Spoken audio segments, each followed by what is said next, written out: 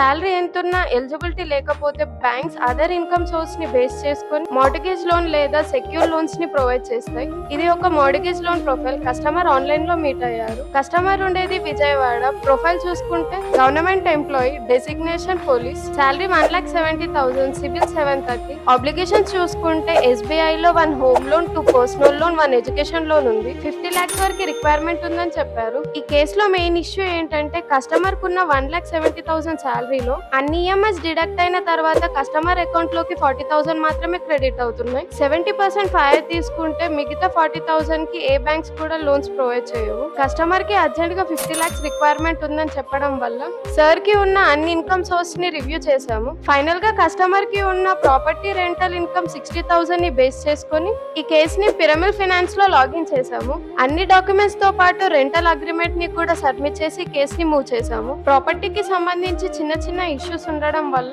Legal and technical aspects ని clear చేయడానికి time పట్టింది. ఫైనల్ గా అన్ని స్టేజెస్ ని క్లియర్ చేసి 15 days లో 49 lakhs అప్రూవల్ తెప్పించాం.